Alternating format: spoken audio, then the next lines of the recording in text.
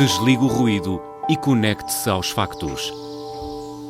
Temos 10 estadias num dos hotéis de luxo Alma Lusa na Comporta. 2 adultos, 2 noites. Assine hoje o Observador com até 58% de desconto e habilite-se a ganhar. Tudo em observador.pt. São 9 horas.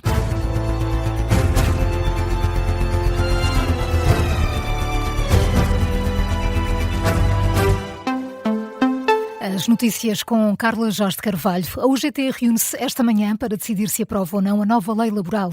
O Primeiro-Ministro aumenta a pressão e avisa que um chumbo da reforma seria indesculpável. A reunião do Secretariado Nacional da UGT está marcada para as 10h30 da manhã. As confederações patronais já deram o sim, falta a decisão da Central Sindical. O Primeiro-Ministro Luís Montenegro defende a importância desta reforma da lei do trabalho e deixa um aviso e um apelo à UGT.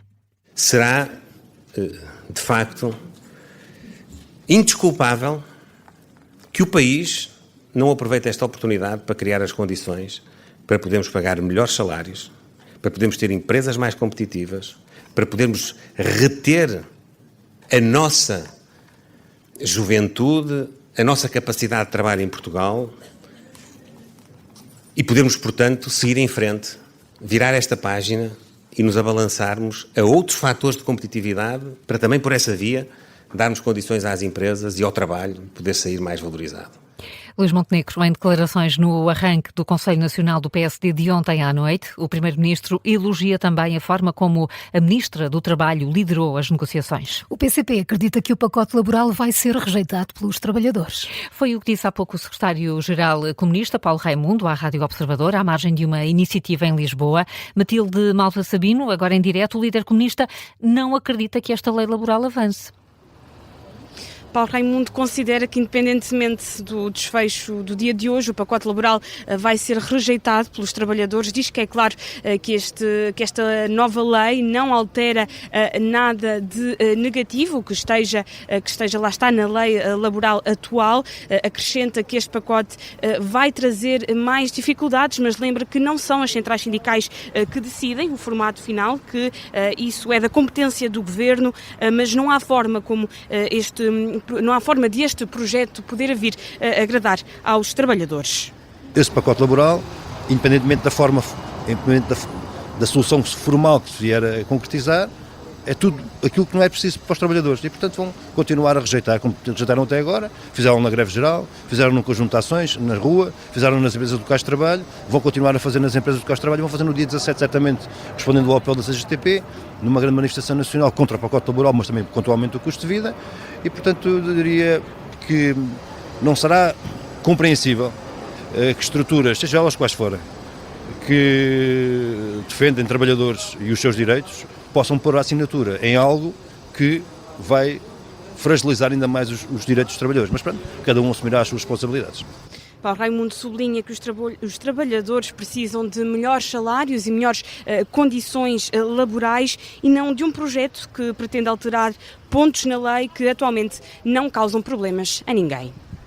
Matilde Malva Sabino a registar a reação do líder comunista Paulo Raimundo. Diz que este acordo, estas alterações à legislação laboral não são benéficas para os trabalhadores. Estamos a 1h30 da reunião do Secretariado Nacional da UGT, que vai tomar uma decisão final. O Presidente da República continua hoje a presidência aberta na região centro. António José Seguro vai estar esta manhã na Batalha e depois vai seguir para o distrito de Leiria, o distrito mais afetado pelas tempestades do início do ano. Para hoje estão previstas visitas a Meirinhas, em Pombal, Pedrógão Grande, Figueiró dos Vinhos e Alva Ailser.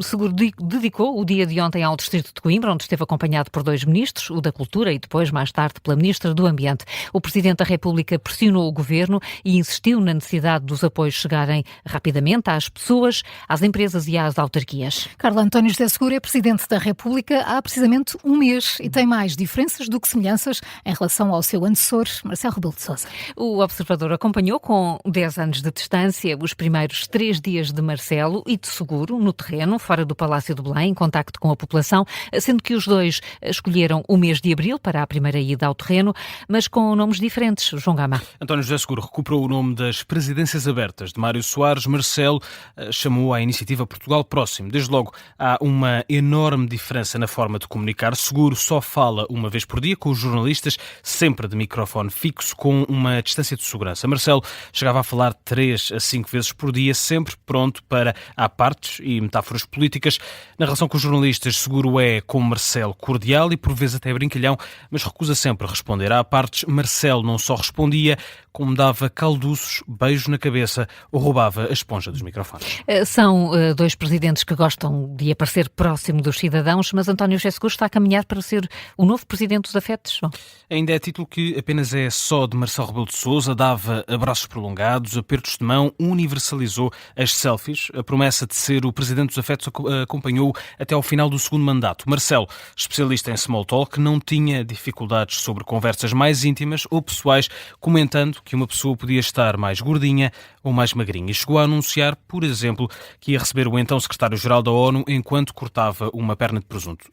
António José Seguro procura estar próximo das pessoas, é verdade, mas com algum distanciamento e menos à vontade, focando a conversa sempre nos problemas do dia-a-dia, as dificuldades que aconteceram com as tempestades nas empresas ou até nas próprias habitações.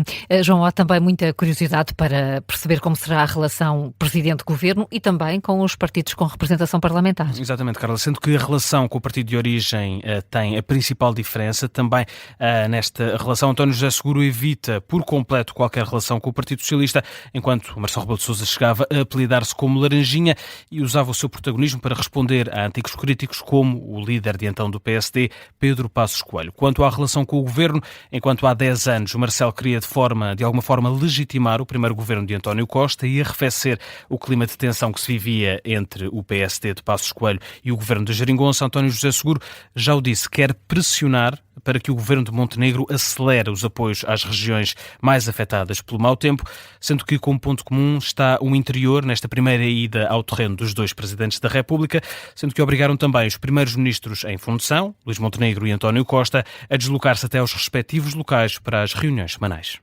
João Gama, à procura das diferenças entre o atual e o anterior Presidente da República e que ajudam a perspectivar o que será o novo Presidente no cargo. Este é um artigo assinado pelo editor de política do Observador, Rui Pedro Antunes, e que está em destaque a esta hora. Falamos agora do caso das mães despedidas do Bloco de Esquerda. O inquérito criminal ainda está na fase de investigação. As autoridades ainda não ouviram nenhuma das pessoas envolvidas mais de um ano depois. O caso que remonta a janeiro de 2025, o despedimento de 5 trabalhadoras que tinham sido mães há pouco tempo, algumas delas em período de amamentação. Passado todo este tempo, a Rádio Observador apurou que a investigação continua, ainda sem avanços, como conta a Nadine Soares. O Ministério Público avança à Rádio Observador que o inquérito ainda está em fase de investigação e sob segredo de justiça. Quer isto dizer que ainda estão a ser recolhidas provas e que não há uma acusação formal. É uma fase em que as pessoas envolvidas já podem ser ouvidas. No entanto, fonte do Bloco de Esquerda revela que o partido não recebeu qualquer comunicação até agora do Ministério Público e reitera que a lei foi sempre cumprida. Esta fonte responde em nome da atual direção, liderada por José Manuel Pureza, e também da antiga coordenadora Mariana Mortágua. A Rádio Observador contactou também Érica Postiço, uma das mães despedidas pelo Bloco de Esquerda, que na altura foi a única a falar publicamente do caso. A antiga funcionária criticou o Bloco de Esquerda por não ter protegido as recém-mães e acusou o partido de ter proposto um falso contrato para compensar o despedimento. Agora, em resposta à Rádio Observador, diz que não tem conhecimento do processo e, tanto quanto sabe, este nem avançou. Nadine Soares, com o caso das mães despedidas pelo Bloco de Esquerda, é o tema do Onde Para o Caso, da Rádio Observador. Um programa para ouvir na íntegra na tarde política de hoje passa depois do Jornal das 5 da tarde. Falamos de um outro caso. O fundador do Doutor Finanças foi denunciado por assédio sexual e moral. Rui Pedro Bairrada está mesmo impedido de entrar na empresa. O Doutor Finanças é uma empresa intermediária de crédito. As denúncias remontam à altura em que Rui Pedro Bairrada era CEO, atualmente é chairman. Ao Observador, fonte oficial do Doutor Finanças confirma que está a decorrer um processo disciplinar interno.